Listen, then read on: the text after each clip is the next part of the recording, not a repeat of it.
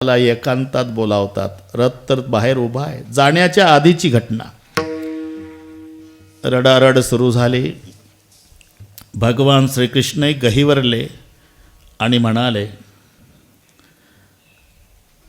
धर्मराज, भीम, अर्जुन, नकुल, सहदेव जी प्रभु, state का नतीजा जानते हो आप लोग अच्छी तरह. पूरे कौरव समाप्त हो गए स्टेट के लिए. जी प्रभु, तो मेरी एक प्रार्थना है, स्टेट के लिए भाई भाई में झगड़ा मत करो, प्यार बनाए रखो. कुछ कम ज़्यादा हुआ तो मुझे संदेशा पहुंचाओ. आधी रात ये द्वारकाधीश आपके लिए तयार है. चलता हो म्हटल्याबरोबर लेकरापासून माय बाजूला होते ना, तशी पांडवाची अवस्था झाली. सगळे पाचही भाऊ वक्सा बोक्षी रडू लागले. आता डॉक्टर साहेब, आत्याला भेटायचं ना, हा प्रसंग लक्षात घ्या. आत्या तिकडे बसलेली होती, दृश्य पाहत होती.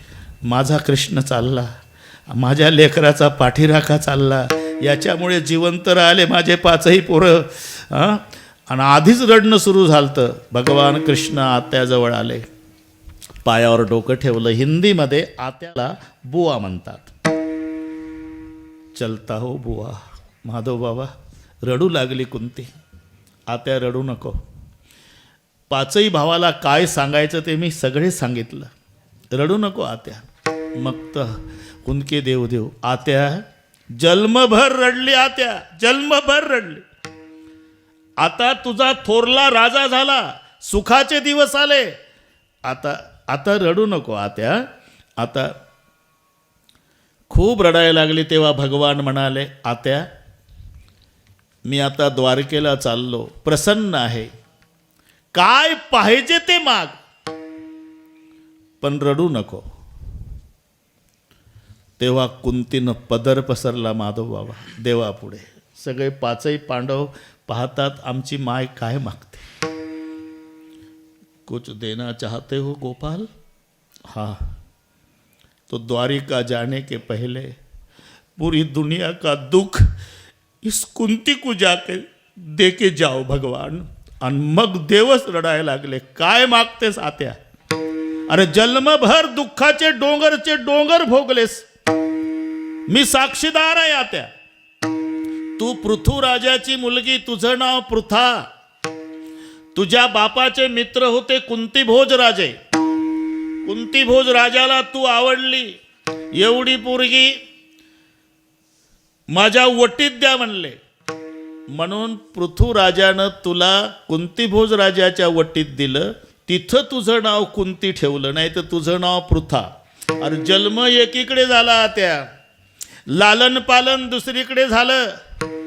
त्यात तुझ्या बापाच्या घरी दुर्वास मुनी, आणि त्याची तू सेवा केली आत्या.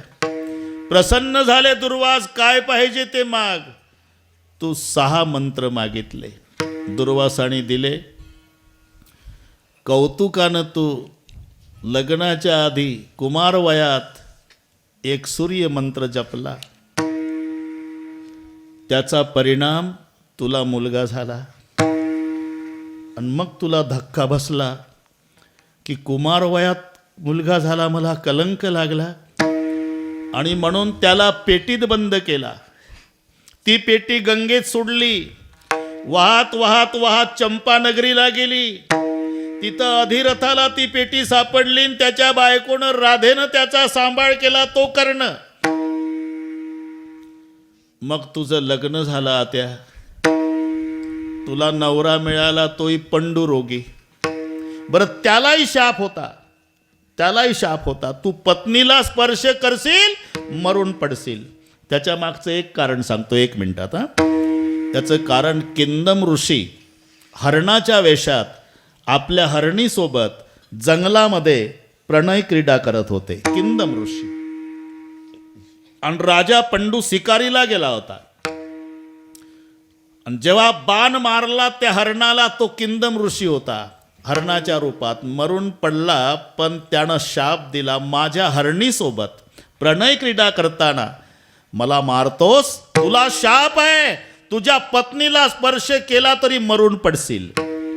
हा पंडूराजाला शाप. म्हणून पंडूराजापासून मुलं झाली नाही. तर थोडंसं बाजूला जातो, म्हणजे इथंच आहे मी आता, महाभारतात गेलो तो सांगतोच थोडंसं. पंडूराजापासून मुलं झाली नाही कारण हा दुर्योधनानेच मुद्दा निर्माण केला मीटिंगमध्ये. भगवान श्रीकृष्ण आलते ना शिष्टाईला, त्यांना अर्ध राज्य द्या. कशाबद्दल?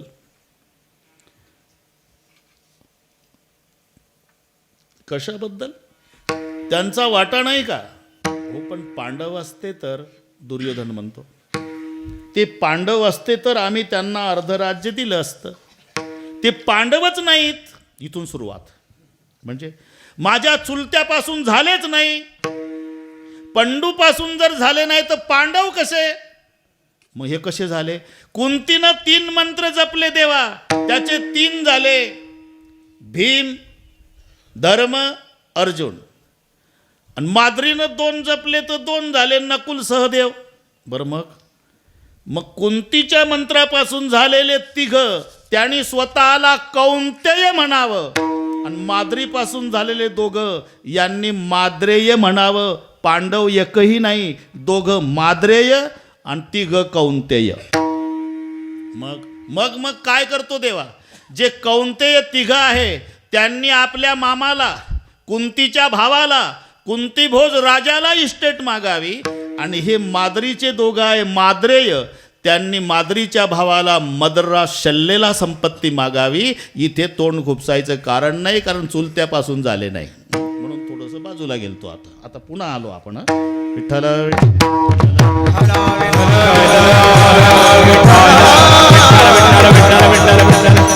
भगवान श्रीकृष्ण म्हणाले, आत्या दुःखाचे डोंगरच्या डोंगर सोसलेस तू. पंडू राजा त्यालाही शाप. तू 3 मंत्र जपले तर तुला 3 झाले, धर्म, भीम, अर्जुन. माद्रीनं 2 जपले तर 2 झाले, नकुल, सहदेव. जंगलामध्ये गेल्यावर लक्षात राहिलं नाही पंडूराजाच्या, शाप लक्षात राहिला नाही जंगलात, आणि माद्रीला स्पर्श केला. परिणाम, राजा शापामुळे मरून पडला अरण्यात. आणि जेव्हा पंडू राजा मेला, डॉक्टर रडायला कोण? ते 5 लेकरं भोवताल झाले प्रेताच्या. धर्म, भीम, अर्जुन, नकुल, सहदेव आणि या 2. आणि रडारड चालली आत्या.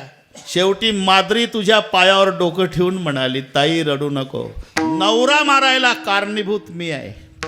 माझ्यामुळे मेला नवरा, मला स्पर्श केला म्हणून मेला. याचं प्रायचित्त मी घेते, याच्यासोबत सती जाते, पण एका अटीवर, हे माझे 2 चिमुकले नकुल, सहदेव तुझ्या वटीत देते.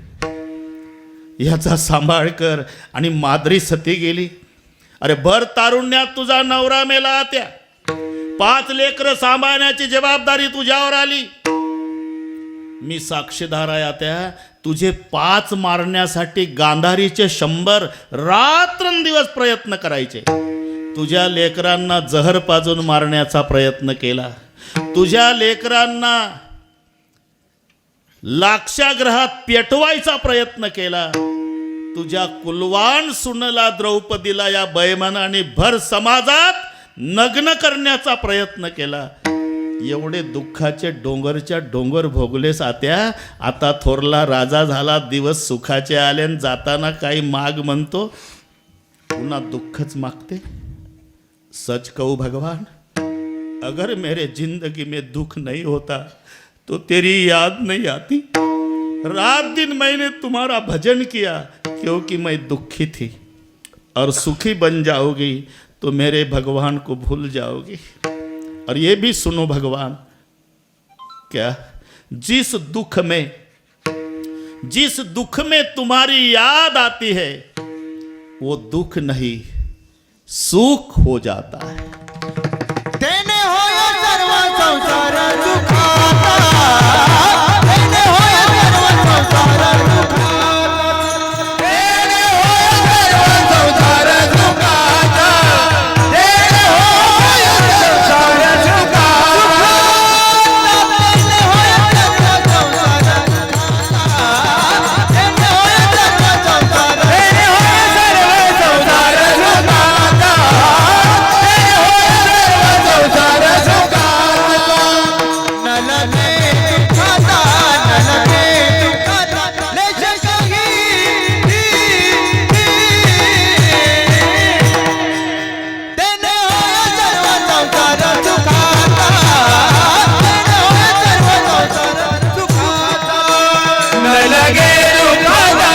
लगे दुःख मेरे नाही. तेने होय सर्व संसार सुखाचा. संसार सुखाचा.